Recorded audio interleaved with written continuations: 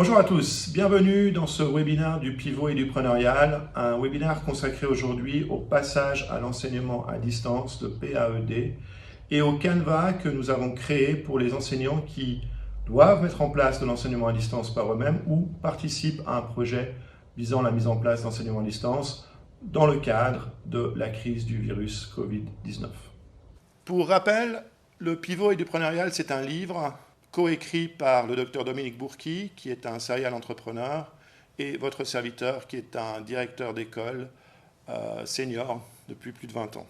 Le livre est disponible aux éditions OMS et vous trouvez également l'ensemble des contenus médias sur le site www.edpivot.com. Le contexte dans lequel nous nous trouvons aujourd'hui est très particulier. D'abord, il n'est pas faux de dire que la crise du Covid-19 constitue le premier vrai contexte VUCA auquel se trouve confronté le système éducatif.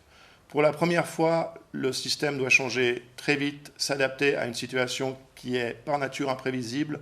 Nous sommes entrés dans l'enseignement à distance, mais nous ne savons ni pour combien de temps, ni avec quelle fréquence nous devrons opérer s'il y aura plusieurs épisodes. Tout aujourd'hui est VUCA, c'est-à-dire volatile, incertain, complexe et assez ambigu. Il se trouve qu'avec le pivot et du preneurial, nous avons réfléchi depuis plus d'une année maintenant à la façon de transformer les systèmes éducatifs dans un monde VUCA, et nous avons pour cela développé toute une série de modèles, certains destinés aux enseignants, d'autres destinés aux directeurs d'école. Ce que nous proposons dans ce webinaire, c'est une adaptation d'un Canva que nous avions créé l'année passée déjà pour permettre de faciliter l'innovation auprès des enseignants. Ce Canva, nous l'avons appelé Canva PAED. PAED, c'est l'acronyme que nous avons choisi pour le passage à l'enseignement à distance. Ce Canva est disponible gratuitement en ligne sur le site edpivot.com. Nous allons également le diffuser le plus possible auprès des directions d'école, en tout cas dans notre région, la Suisse romande, et puis, si possible, dans toutes les régions francophones. Ce Canva s'adresse aux enseignants qui, soit sont totalement seuls et doivent par eux-mêmes mettre sur pied un projet d'enseignement à distance, soit participent, et c'est sans doute le cas le plus fréquent, à un projet d'enseignement à distance mis en place par leur établissement. Ce Canva n'est pas directement technique, c'est un Canva qui est un outil en fait, de prise de décision, de réflexion, de manière à ce que l'enseignant puisse bénéficier d'une approche entrepreneuriale dans la façon dont il doit solutionner le problème qui se présente à lui. Pourquoi un Canva ? En fait, nous avons constaté depuis longtemps, en écrivant le pivot, que l'approche habituelle top-down des changements en éducation ne donnait pas de grands résultats, en raison essentiellement des changements à opérer qui ne sont plus de nature planifiable et industrielle comme par le passé, mais qui impliquent une grande force de réactivité. Un Canva, qui est la façon habituelle dont les entrepreneurs approchent les problèmes à résoudre, nous a semblé plus adéquate. L'idée, c'est que le défi auquel nous sommes confrontés ne pourra véritablement être relevé que si chaque enseignant devient acteur du changement. Nous ne sommes plus dans un temps et dans une époque où il est possible pour l'enseignant de se contenter de faire ce qu'on lui dit. Il doit désormais véritablement prendre en main les choses à faire et être capable de décider, de discerner, de développer progressivement sa vision. Pour ce faire, nous avons choisi la forme du Canva qui va permettre à l'enseignant d'avoir une réflexion systématique, de se poser les questions essentielles en relation les unes à travers les autres, les unes avec les autres, pour que progressivement se construise une vision cohérente, un projet cohérent, et surtout pour que les solutions qui fonctionnent se déploient le plus rapidement possible. Il y a 10 questions à se poser pour réussir le passage à l'enseignement à distance. Vous les voyez maintenant sur le slide. Je ne vais pas les lire parce que je n'ai pas mes lunettes. Mais je vais laisser quelques minutes pour que vous puissiez en prendre connaissance.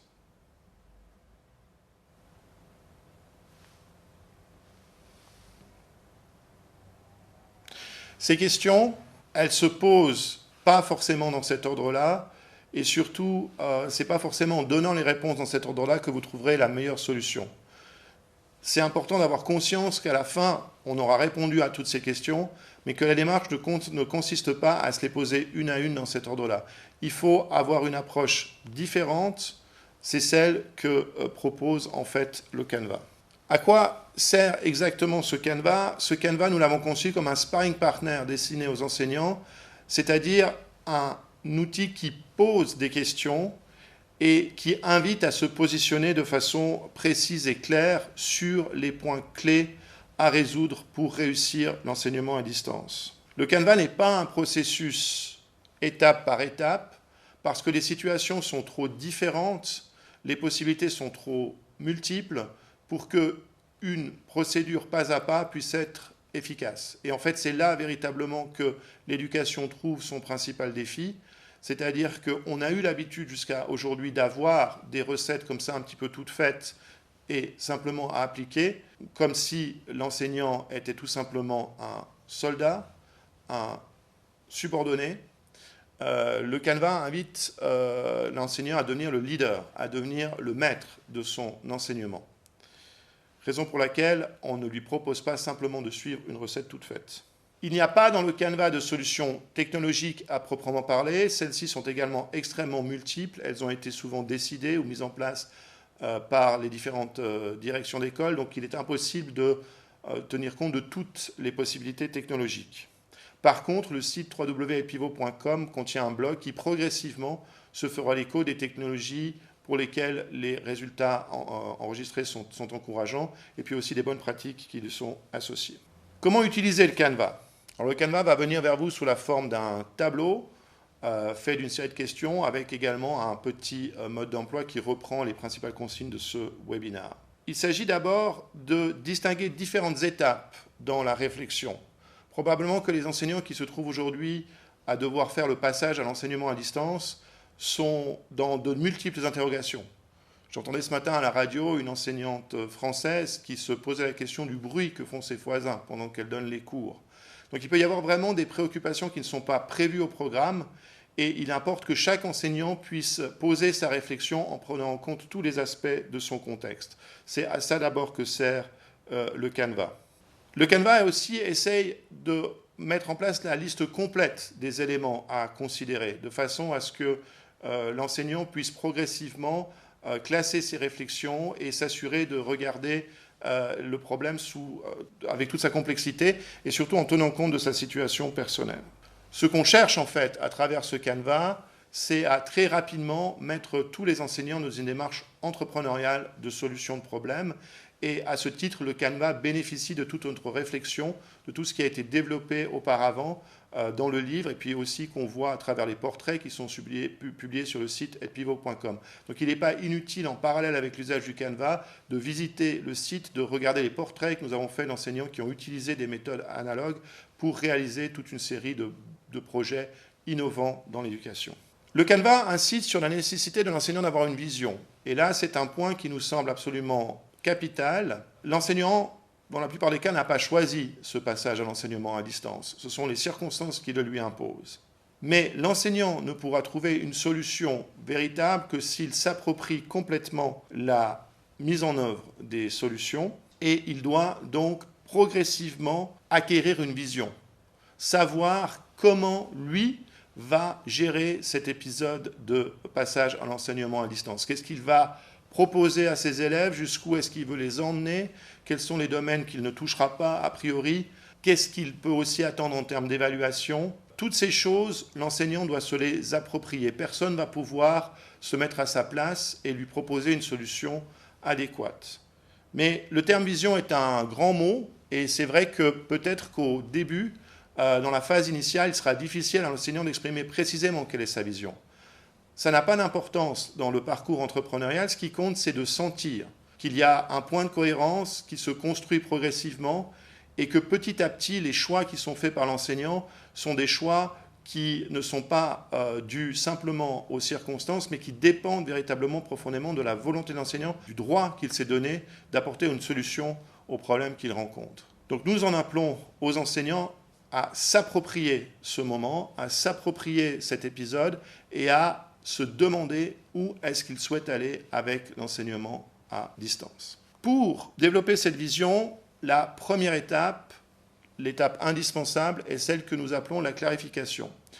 C'est une étape qui a été en fait décrite, observée par le docteur Bourki dans sa pratique au quotidien avec les entrepreneurs, Et c'est une étape avec laquelle elle a obtenu beaucoup de succès dans le coaching des entrepreneurs pour leur permettre de rester à la fois bien en ligne avec leurs projets et aussi bien identifier à leurs projets pour trouver les vraies bonnes solutions. Donc cette idée de mettre la clarification en avant est fondamentalement entrepreneuriale, mais elle fait partie aussi de la méthode spécifique du pivot et du preneurial. Nous la revendiquons en tant que telle. La clarification à laquelle les enseignants sont invités pour ce passage à l'enseignement à distance repose en fait sur 3 piliers: la clarification personnelle, la clarification du contexte et la clarification des ressources. Nous allons maintenant voir en quoi chacune d'elles consiste. La clarification personnelle est la plus importante et on doit commencer avec elle parce que c'est celle qui tient compte de la personne de l'enseignant. Il est clair que le passage en enseignement à distance n'a pas lieu dans un monde abstrait et dans un monde standard. Il a lieu dans un monde individuel dans lequel chaque enseignant a des contraintes. Il est clair aussi que dans ces circonstances de Covid-19, une des contraintes principales sera éventuellement la garde de ses propres enfants par l'enseignant. C'est-à-dire que l'enseignant va se confronter à des limites aussi tout à fait personnelles. Mais il y a d'autres points individuels. Il y a l'appétence de l'enseignant pour la technologie, avant, après. Certains vont peut-être se découvrir du goût pour la technologie. Et puis il y a aussi la façon dont l'enseignant conçoit son enseignement, ce qu'il voudra mettre en priorité à ses élèves pendant cet épisode. Tout cela fait partie de la clarification personnelle. Et il est très important que l'enseignant sache où il se situe par rapport à ça, parce que c'est en connaissant sa situation personnelle et en clarifiant son envie personnelle de participer au projet qu'il saura poser les bonnes questions à sa hiérarchie, les bonnes questions à ses élèves et aussi éventuellement les bonnes questions à ses parents. Sans cette clarification, beaucoup de temps sera perdu à ne pas se parler des choses qui comptent, et les choses qui comptent sont toujours quelle est la solution que nous recherchons, quelles sont les ressources que nous avons pour la réaliser et comment pouvons-nous la proposer le plus vite possible. Voilà le cadre dans lequel l'enseignant va devoir évoluer, et la clarification personnelle lui permet de savoir où il se situe, lui ou elle, de façon à pouvoir interagir très facilement et très directement avec ses différents partenaires dans ce projet. Le deuxième niveau de clarification est celui du contexte. Dans les jours que nous vivons, certaines écoles ont pris des scénarios différents par rapport à cet enseignement à distance. Certaines ont déjà mis en place des plateformes, d'autres vont former les enseignants pour utiliser des plateformes, d'autres encore disposaient de plateformes déjà bien rodées et les ont repositionnées pour l'enseignement à distance. Il y a de nombreuses situations et l'enseignant doit rapidement se faire une idée et là aussi identifier quel est le scénario dans lequel il est supposé agir. Et si ce scénario n'est pas très précis, si ce scénario n'est pas très structuré, ce qui sera sans doute le cas dans de nombreuses situations, savoir à qui il peut s'adresser pour répondre à ces questions. Et donc établir très vite un dialogue avec des partenaires qui peuvent être, d'une part, sa hiérarchie, son directeur d'école ou son doyen, mais aussi ses collègues, de façon à ce qu'il y ait une coordination qui se mette en place. Il y a là quelque chose de fondamentalement nouveau pour l'enseignant, c'est qu'il doit explorer le contexte dans lequel il évolue, alors que jusqu'ici, dans l'enseignement présentiel, il était plutôt habitué à son contexte, il le connaissait bien. Aujourd'hui, il faut prendre un temps d'exploration. Et de nouveau, ce temps d'exploration est un temps d'action. Il faut se rappeler que le Canva est une invitation à l'action pour les enseignants. Donc, ce n'est pas un problème que le contexte soit pas connu, c'est juste une donnée de la situation, et il faut faire avec cette donnée de la situation. Si on se bloque du fait que le contexte est méconnu, il ne va pas s'éclairer lui-même, et la situation va se détériorer. Si par contre, on est capable d'aller chercher l'information, de nombreuses choses peuvent s'éclairer, en particulier les attentes de l'institution, et puis aussi, peut-être plus important encore, les attentes des élèves, parce qu'il faut bien imaginer qu'à l'autre bout de l'enseignement à distance, les élèves, eux, sont aussi invités à entrer dans la démarche et à y aller progressivement. Dernier point, et qui est important, même si l'enseignement à distance va reposer sur un système électronique, ça ne signifie pas qu'ils doivent être intégrés électroniquement de bout en bout. on peut totalement continuer d'utiliser des systèmes déjà existants. Je pense par exemple au système des notes. Nul besoin d'avoir une plateforme où reporter ses notes si l'habitude c'est de reporter ses notes dans un carnet et les donner à la fin du trimestre. On peut garder totalement ce système-là pour le moment. Idem par exemple pour le système des devoirs. S'il existe déjà un système d'envoi des devoirs par email, nul besoin d'utiliser une nouvelle plateforme pour le faire.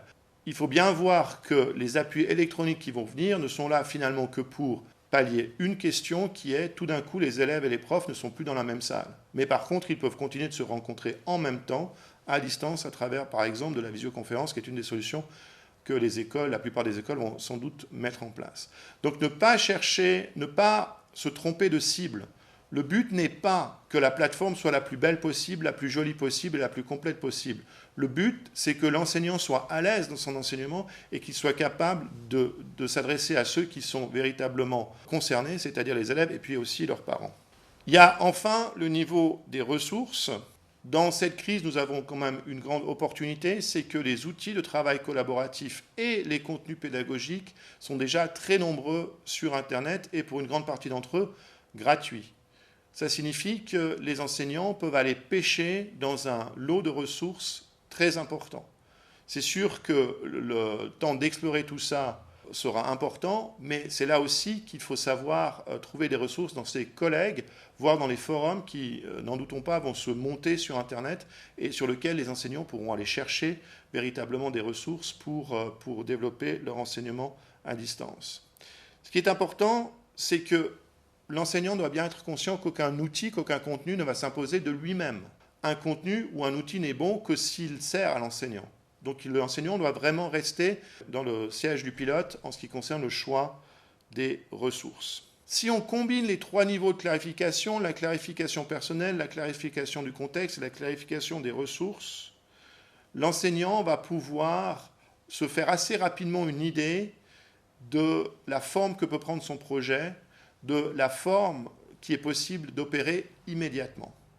Et ça, c'est quelque chose aussi qui est visé par la clarification, c'est progressivement, par une meilleure connaissance de la situation, identifier les premières actions à mener.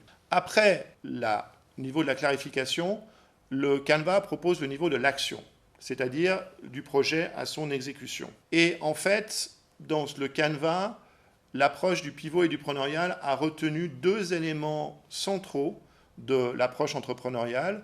Le premier qui est la recherche de la solution à un problème, c'est un des principes de base de l'entrepreneuriat, c'est un des principes de base du succès en entrepreneuriat, c'est de se demander quel problème on cherche à résoudre et quelle solution on veut proposer au public. Et puis, il y a un deuxième élément qui est un peu plus récent dans l'entrepreneuriat, qui est l'usage économe des ressources disponibles dans un mouvement qui s'appelle techniquement le Lean Startup, qui vise en fait à permettre aux entrepreneurs de réaliser vite des produits que le public peut tester immédiatement pour savoir si ces produits fonctionnent avant de lancer des productions à grande échelle qui n'ont pas été testées. Donc le Canva propose aux enseignants de réfléchir à la solution de problème selon ces deux principes. Et puis, ces deux principes vont aboutir à des projets qui sont la partie tangible du passage à l'enseignement à distance. Et ce sera le troisième point important de l'exécution, c'est penser au partage des bonnes pratiques. Donc il y a déjà dans le Canva quelques premières bonnes pratiques que nous allons détailler. L'identification des problèmes à résoudre. Alors là, il y a une distinction qui est importante dans le contexte dans lequel nous sommes, c'est de distinguer les solutions qui visent à la mise en place de l'enseignement à distance des solutions d'apprentissage à proprement parler. Rien ne se fera miraculeusement sans une certaine mise en place. Et c'est pour ça que dans les premiers jours, voire même peut-être les premières semaines du passage à l'enseignement à distance, il est important que les enseignants pensent à reconstruire en quelque sorte leur salle de classe et prennent du temps pour cela. Tout comme en début d'année scolaire, on prend du temps pour aller chercher des cahiers, aller chercher des livres, on prend du temps, si l'école est nouvelle, pour expliquer aux élèves comment l'école est construite. Bien là aussi, il va falloir prendre du temps pour expliquer aux élèves quelles sont les façons dont on va travailler. Pas besoin de tout expliquer en même temps, pas besoin de surcharger l'information, mais c'est important de garder un temps clair, précis, pour que élèves puissent véritablement avoir une idée de la façon dont ils vont travailler avec l'enseignant. Sans ce dialogue-là, ça ne se passera pas. Et là, les enseignants doivent vraiment abandonner toute coquetterie. Un enseignant aime bien qu'on l'admire, aime bien qu'on trouve son travail impeccable, c'est légitime, mais là, il va falloir apprendre à travailler un tout petit peu plus brouillon pour que toute la mise en place soit révélée. C'est-à-dire que d'habitude, un enseignant n'aime pas révéler ses recettes, sa cuisine interne. Là, il va falloir en faire un petit peu pour prendre les gens véritablement à bord de ce qui va se passer. Deuxième élément, effectivement, il va falloir rechercher les solutions d'apprentissage. Et là, il y a véritablement des réflexions à mener pour ne pas rester uniquement dans la reproduction de ce qui se serait passé dans une salle de classe, mais exploiter les nouvelles situations. Un exemple tout simple, c'est assez fréquent quand on est en classe, quand on fait une série d'exercices, supposons un exercice avec 10 questions, qu'on fasse faire les 10 questions à tous les élèves en même temps, ensuite avec une mise en commun. Dans l'enseignement à distance, c'est probablement mieux de donner une question à chaque élève et de proposer ensuite à chaque élève de présenter sa réponse au reste du groupe. Ça correspond mieux à l'usage du temps. Et puis il faut se rappeler une chose, l'enseignement à distance offre l'occasion aux élèves d'apprendre aussi. Donc il vaut mieux leur donner des questions un petit peu plus difficiles, où ils creusent un peu et partagent ensuite avec leurs camarades, que simplement du drill répétitif qui va vite devenir totalement inutile dans le processus à distance. Il y a là vraiment des choses à explorer dans le domaine de la pédagogie active, et c'est vrai que la contrainte de la distance peut véritablement nourrir aussi la réflexion pédagogique de ce point de vue-là. Ce qui reste important dans les deux cas, dans la mise en place de la salle de classe à distance et dans les solutions, c'est de s'inquiéter de savoir ce que les élèves en pensent. Un entrepreneur est très attentif à l'opinion de son public, à l'opinion de ceux à qui il propose son produit ou service, et il sait entendre un feedback et il sait réagir et corriger en fonction. Donc là aussi, il faut être très créatif, très enthousiaste dans la proposition de solutions, mais il faut aussi savoir entendre ce que les utilisateurs vont dire pour qu'on puisse avoir ce feedback qui permet d'itérer et de rechercher de nouvelles solutions. En ce qui concerne l'utilisation économe des ressources disponibles, il faut se rappeler que cette PAED est un processus en construction. C'est-à-dire que jusqu'à aujourd'hui, on n'a jamais tenté de déployer du jour au lendemain de l'éducation à distance pour des pays entiers. Donc forcément, il n'y a pas de mode d'emploi extrêmement précis et on va apprendre tous les jours et on va se développer tous les jours. Mais dans ce contexte-là, le choix des activités doit suivre un critère un peu différent de ce qu'on ferait d'habitude. On ne conseille pas de se concentrer sur la meilleure activité possible. On conseille de se concentrer sur l'activité qui peut être déployée le plus vite possible. Parce que ce qui importe, c'est que quelque chose se passe. Et dès lors que quelque chose se passe, qu'une activité a lieu, on va pouvoir comprendre mieux le contexte, comprendre mieux les attentes et petit à petit trouver la bonne solution. Donc là, il faut faire un effort de prise de risque important. Et cet effort de prise de risque ne peut être mitigé que si on n'engage pas toutes ces ressources à la fois. C'est-à-dire que pour que la prise de risque soit couronnée de succès, il faut qu'elle n'engage pas trop de moyens de manière à ce qu'on puisse garder aussi des ressources. De façon très concrète, ça signifie que pour un enseignant, ce ne sont pas forcément d'abord les exercices les plus complexes qui vont devoir être explorés, mais simplement ceux qu'on peut mettre en place le plus vite possible. Il y a peut-être des parties du programme plus simple, il y a peut-être des parties du programme qui vont mieux s'adapter. On peut penser par exemple à la découverte d'un vocabulaire. Un vocabulaire d'histoire par exemple ou de géographie est peut-être plus adapté qu'un débat philosophique sur un événement historique, qui sont des choses qui sont tout à fait réalisables à distance, mais qui vont prendre plus de temps dans la mise en place des moyens.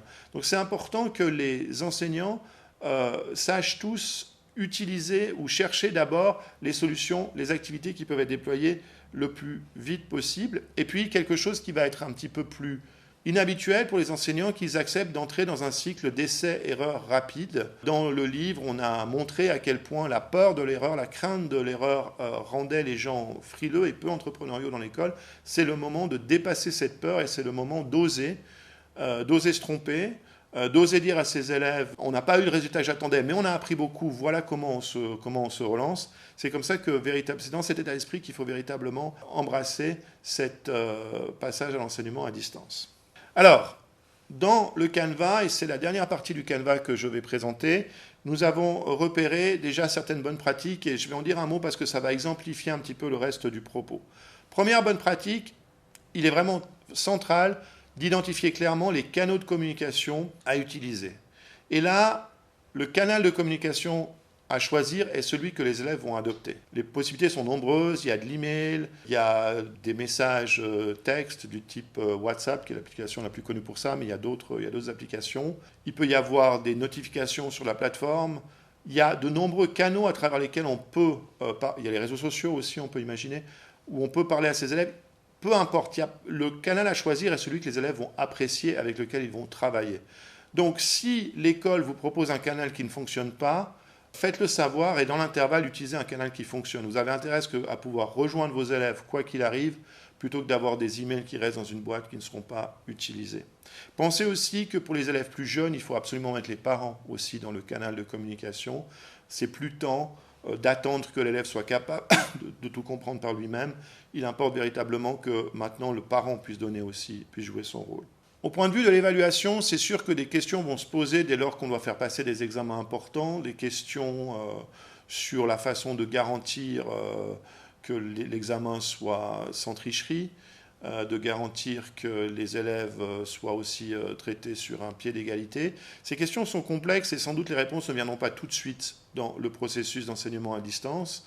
Et par conséquent, dans cette logique des ressources économes que nous avons préconisées, il ne faut pas commencer par là. Par contre, c'est le moment d'expérimenter très massivement le feedback et de savoir remplacer les petits contrôles, de savoir remplacer les QCM par des discussions directes avec les élèves, par un retour direct aux élèves sur leur travail. Ce feedback peut énormément bénéficier aux élèves aussi dans ce processus de passage d'enseignement à distance. Il appartiendra évidemment aux élèves, aux écoles, au système scolaire de dire exactement ce qu'il en est de l'évaluation dite sommative, de l'évaluation sur laquelle on va se baser pour passer l'année scolaire. Mais ça, ce sont des questions pour lesquelles nous avons du temps devant nous. Cet épisode d'enseignement à distance ne va pas durer 3 jours, il va plutôt durer plus d'1 mois.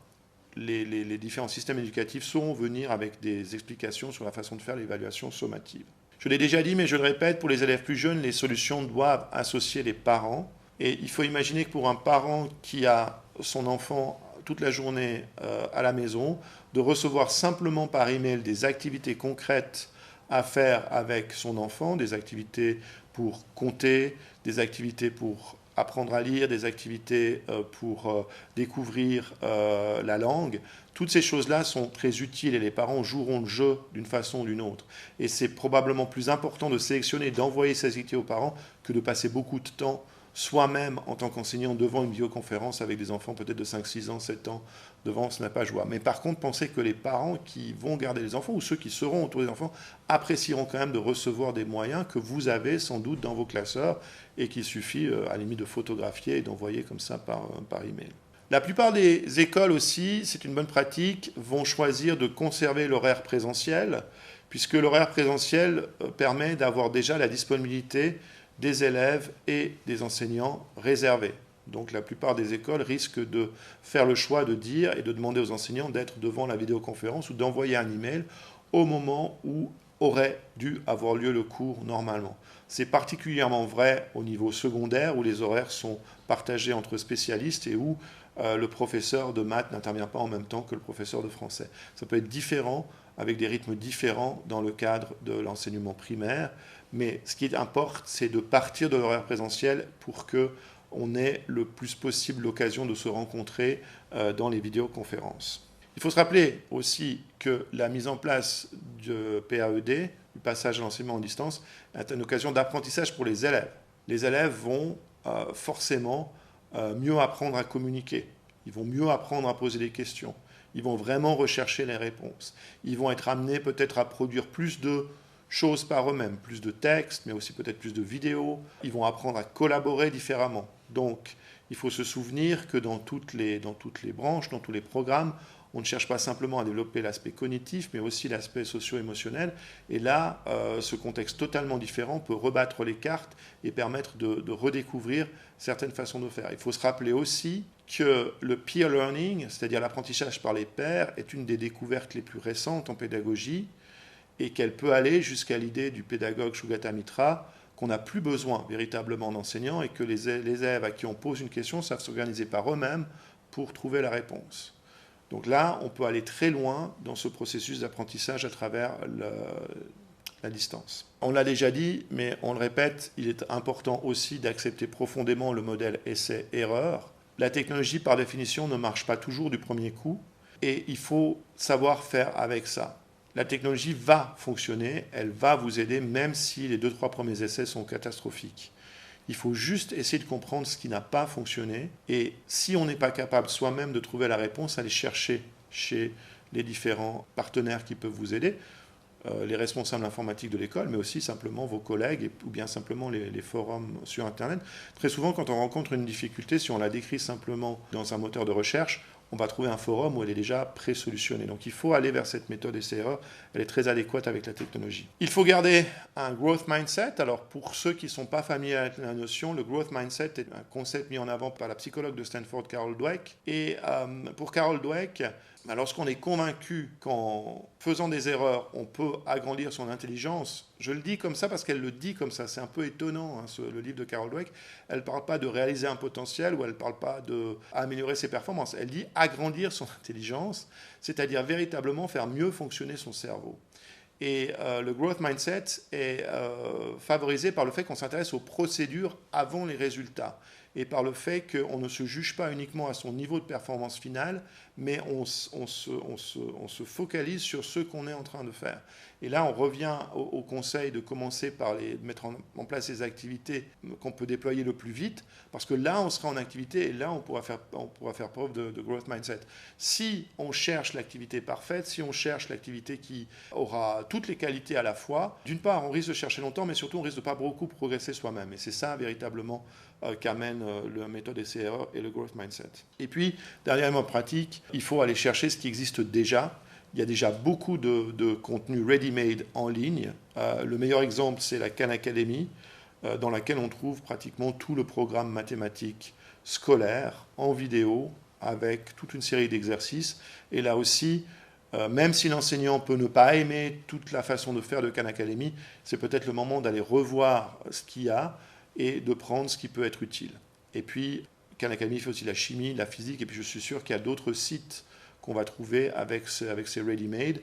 Et encore une fois, le blog edpivot.com va s'efforcer de publier ces découvertes en la matière. La suite, c'est donc que vous pouvez télécharger le Canva PAED depuis le site edpivot.com, depuis la page Canva PAED, ce que vous avez peut-être déjà fait si vous voyez en fait cette vidéo. Et puis sur la même page en fait se trouve le blog edpivot.com, en tout cas les parties du blog qui sont consacrées au PAED et où progressivement nous allons mettre en évidence les bonnes pratiques, les découvertes, les choses qu'on voit fonctionner, puisque nous sommes auteurs de livres, mais nous sommes aussi acteurs dans des écoles, en responsabilité d'école, et donc nous allons pouvoir commencer par aller creuser dans cette expérience-là pour la partager.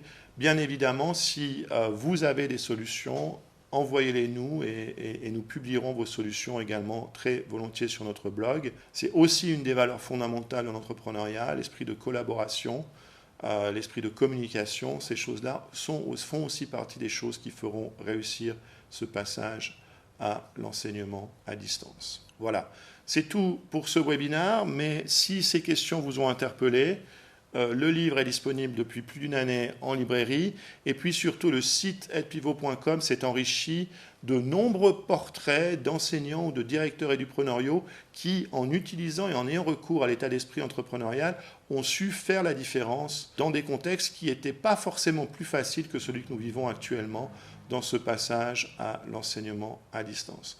Donc nous espérons vous retrouver bientôt à travers edpivot.com. Faites-nous signe, partagez-nous vos expériences. Dites-nous comment améliorer ce webinaire. Ce n'est que la première version, il y a sans doute encore pas mal d'imperfections. Et nous nous réjouissons de la version 2 et de la prochaine intervention. Prenez soin de vous, suivez bien les consignes gouvernementales, restez en santé. Je vais terminer par une anecdote. Si un enfant me demandait à quoi ça sert de faire l'école à la maison, pourquoi ça aide les docteurs, je lui dirais Les docteurs font la course contre un virus qui est une voiture de sport. Et le seul moyen de gagner contre une voiture de sport, c'est de la mettre sur une route où elle ne peut pas aller vite. Et en restant à la maison, en faisant l'école à la maison, tu empêches le virus d'aller vite. Et c'est comme ça que tous ensemble, nous pouvons, dans un effort collectif, lutter efficacement contre le virus. Voilà, à bientôt sur aidepivot.com.